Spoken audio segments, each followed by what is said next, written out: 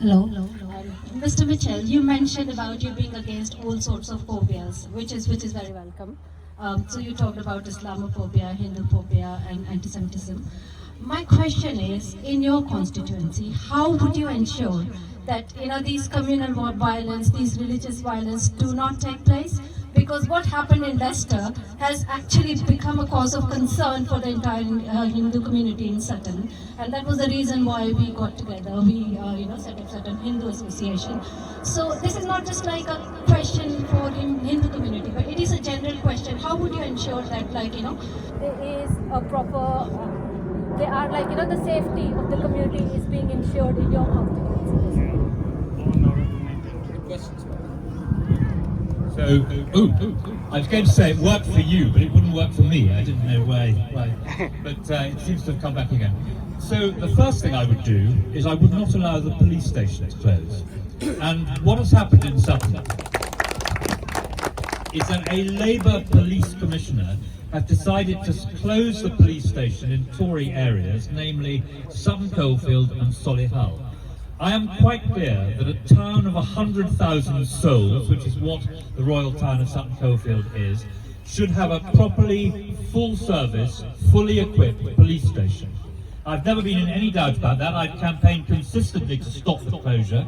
I've raised it in the House of Commons before specifically, and I will continue to do everything I possibly can to stop the closure of our police station. And when you hear the weasel words from Labour councillors and Labour members that, there's going to be something else in the town centre, or they're going to provide some houses where there can be a police station. We do not want a police front counter. We want a fully equipped police station which has the car service, the local police, the criminal investigation, so that if women are hurt or worse, they can go to a private space in the police station, not some front counter, and talk to someone who can help them. And that is what we are campaigning for. We continue to campaign for it.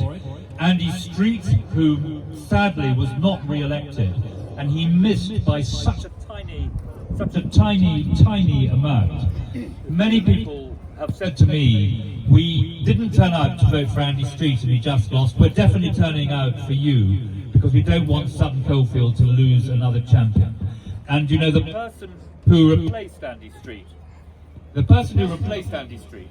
he promised in his campaign he would not put up bus fares. And do you know what he did last week? Within a month or so of getting elected? Yes, he did. He put up bus fares. Absolutely outrageous. These people worry about integrity in politics. They should worry about people who say one thing and do another. So I will continue to campaign for the police station to be a fully equipped, fully funded, fully functioning police station, which is right for the 100,000 people who live in the Royal Town of Sutton Coldfield. And in terms of crime locally, we are lucky. It's very low. The situation is very different from Leicester, but I can easily see why you would look at Leicester and worry. But we have very low crime in Sutton Coldfield. I'm absolutely committed to making sure that that crime level is kept down and is lowered. Any crime is a crime too much. We have to try and seek it all out and stop it. And also we need a proper response from the police. When there is a burglary or when a crime takes place, we need a rapid reaction and we need a full reaction.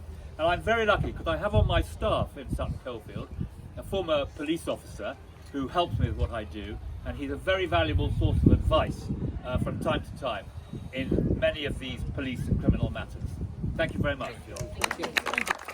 One short question. One question. One short question. Well, after Vijay's got one. Yeah. Andrew, I'm sure you'll agree with me that if you us want to see a change in society, you have to have a seat at the table. You have to be on that seat. The problem within the Hindu community in general, not just in Sutton but across the nation, is there's a lot of smart people, there's a lot of passionate people. We all have an opinion about politics, but the problem is there's not enough of us at the coalface.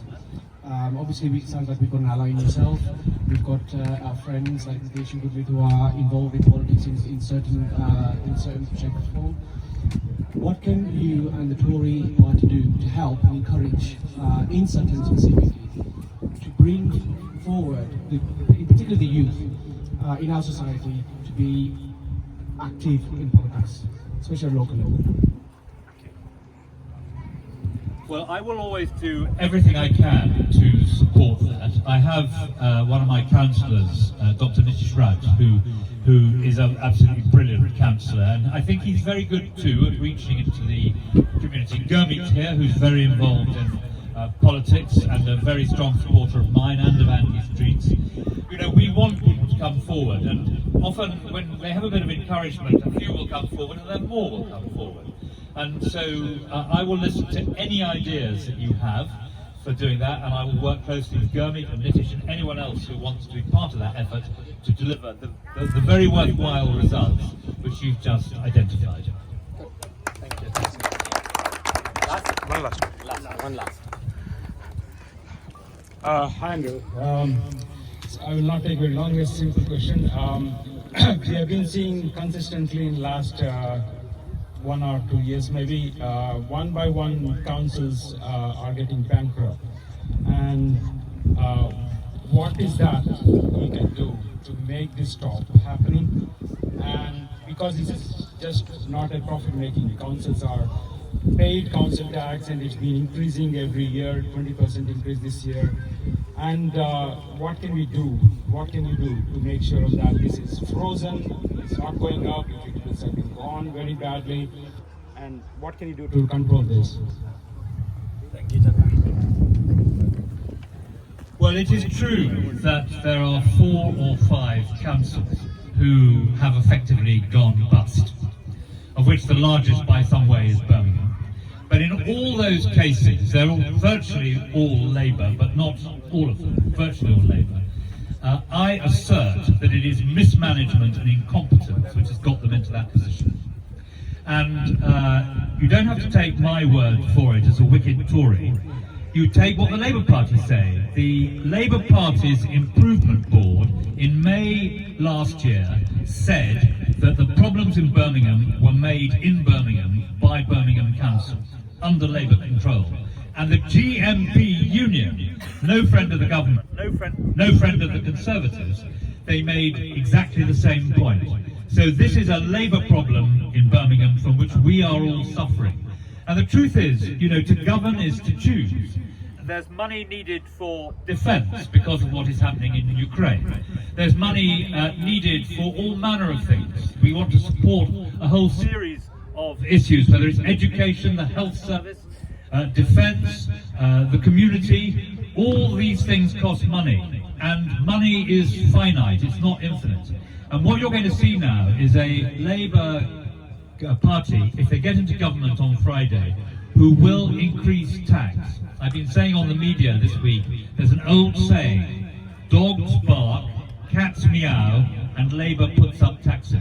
And they will go on putting up taxes. But the answer is we can't freeze council tax.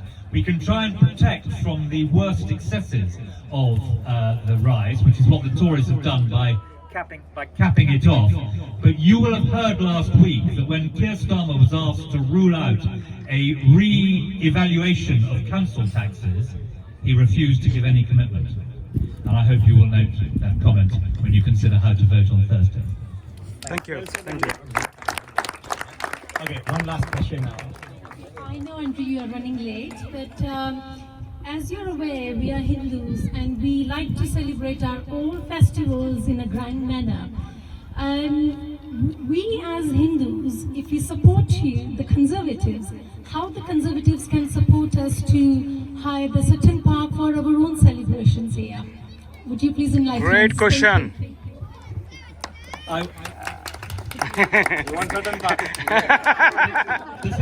This is Sutton Park for a particular festival. Yes. Celebration. So many of them. Yes. So you'll think I'm on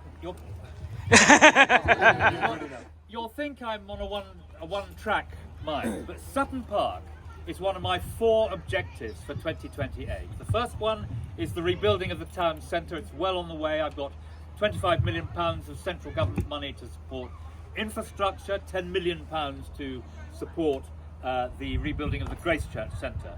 And there's a new owner of the Grace Church Centre. They brought in the Australian equivalent of Waitrose to have their headquarters in the UK there. And it's all taking a long time, but it's all going according to plan now, and you'll have seen there's development taking place on Brassington Avenue, the other side of the road, which has been derelict now for years and years and years and years.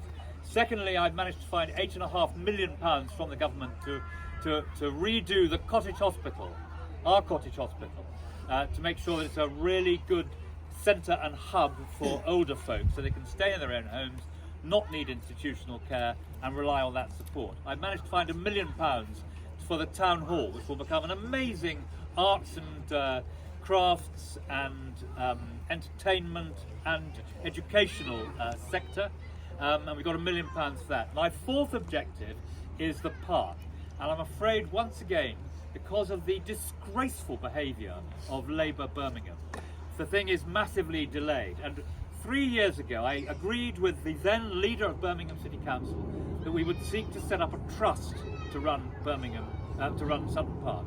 And I wanted a trust that had a big national body and the Royal Sutton Coldfield Town Council.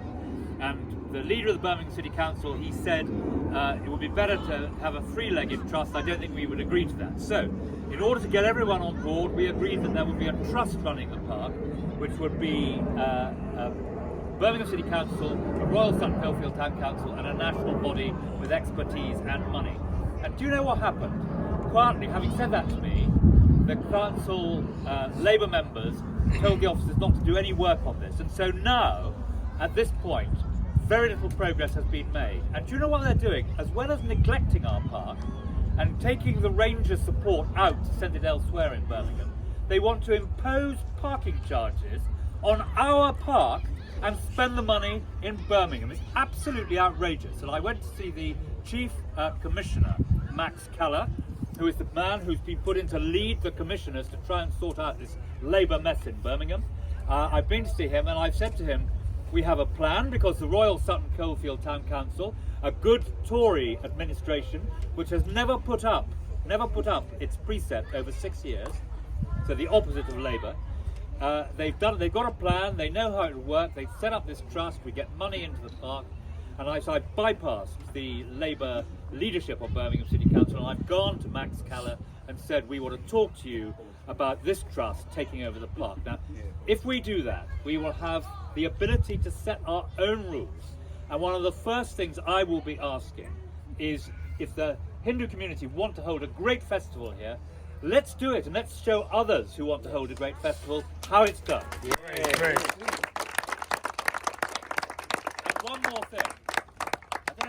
I don't know who he's filming for, but For you. he's not from the Labour Party. I was hoping he was. So that we can remember. So that we can remember what you are promising us. So We'll come back to you after the elections. one other thing. I managed to persuade the government earlier this year to allocate a new towns fund, and for Sutton Coldfield to be first on the list of the second round. And so the government announced Royal Sutton Coldfield, £20 million, and the civil servants wanted it to have the accounting officer and be run from Birmingham. And I went to number 10 and I said, over my dead body, look what they've done to Birmingham. It has to be run in Sutton Coldfield, and that was agreed. Beautiful. So we have £20 million over 10 years, and there will be a board set up. I will sit on it, but it will have a lot of local people. It may be that someone might want to apply from here to come on the board. But I want to see that money, up to the board, I hasten to add, but I think that money should be spent on the park, at least in great part, because I think that the slow drumbeat of a couple of £1 million a year would transform our park, and you'd have even more enjoyment and satisfaction from your festival when it takes place as a result of that investment. Thank you all very much. Thank you very much.